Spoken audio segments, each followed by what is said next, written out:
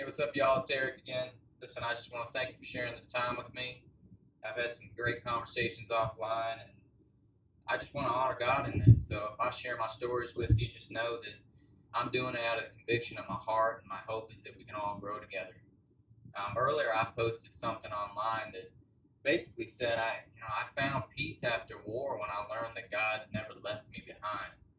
And I want to elaborate on that a little bit because, you know, I know sometimes it can feel like I'm just preaching at you, but, I want to talk to you as a soldier. You know, Obviously, we all go through a lot of the same stuff, and I've lived a typical life of a soldier. My life hasn't always been like it is right now. I have a blessed marriage, um, just a blessed family, and, God's definitely been there through thick and thin. But it wasn't always like that. I lived a typical life of a soldier, a little bit on edge, and at one point, when I first got back from my first deployment, actually even my second deployment, I came back to nothing. I didn't have a warm welcome. I came back to a divorce. I had the typical country song of marriage, and my wife had left me, and the only thing I had on me was my two duffel bags and a rucksack. It'd make a great song one day, but long story short, I came back feeling abandoned. I didn't have a warm welcome on the parade field. And I felt alone. I already felt like God had left me, because I was like, how could he possibly be there in war? How could he possibly be there in these horrible circumstances that I just thought, it was impossible for him to be there. So I was already struggling with that. I'd had an experience where I had been left behind, from my unit because my vehicle had been disabled, and I had to fight to get back to my unit, and it was just me and one other soldier. So I already felt that abandonment then. I felt it when I got home, and I felt like God had abandoned me. And God blessed me, with a wonderful marriage after that, returned sevenfold what I had lost, just as He had promised me. And during that time, I struggled the first few years because I still felt like God had abandoned me. In fact, I had backslid a little bit, turned away from God, in my faith. And in that time, questioned a lot of things and had a lot of horrible nightmares. And I was struggling with, what people would consider PTSD, but I was having these horrible dreams of war, and they're very vivid. And, but I'd still come to God with those things, and I was praying, Lord, please, I know I feel this way, and I'm trying to be real with you, but I'm struggling with this. I need to sleep. I need some peace. And, He met me there. He met me in my raw nature, even not believing that He was there. He met me because I chose to lay it down before Him. And, a lot of times we think like it can't be real. God doesn't expect us to be fake. We're not fooling Him. And I was real with Him and very raw. And He met me there. And what happened was, in that experience, I began to have these other dreams.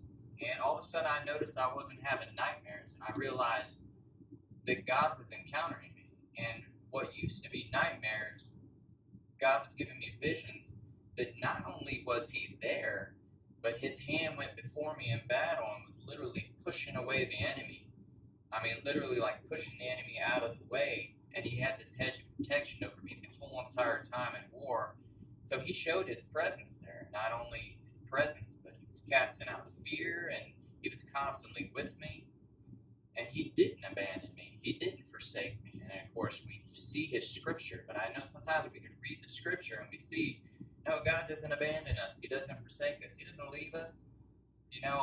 But we have life going on and we don't believe that. Well, I'm telling you right now, He showed me that. He showed me that and encountered me and turned my nightmares into dreams and visions where He showed His presence in my life. So when I say He doesn't abandon us and forsake us, He doesn't leave us behind, I am not saying that lightly. I'm telling you right now, He is there. Somehow, some way, in war and in its imperfect nature, God is still there. He knows even when we're screwing up, because I did some things that I regret, but He was there somehow. And God has a way of forgiving us and a way of covering a multitude of sin in our life that we can't comprehend. And I just want to encourage you right now, because you're probably maybe going through divorce, or you've been abandoned, someone has forsaken you. I don't want you to think that God has. God is here for you, and He doesn't abandon you at all. He's not going to forsake you.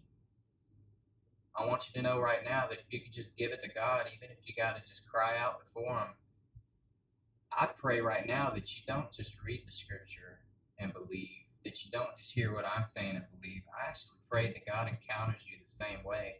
And if you're having nightmares about it, or if you're stressing and having anxiety over these things, that God encounters you and delivers you from those things. That's my prayer for you today. So, anyways, listen, I just want to tell you that because I don't want you to think that I'm preaching at you, but when I tell you a story like this, I've lived and breathed it, but I've also experienced God's presence, and it's amazing. So, anyways, thanks for hearing me, guys. I love you. Look forward to talking to you later. Thank you.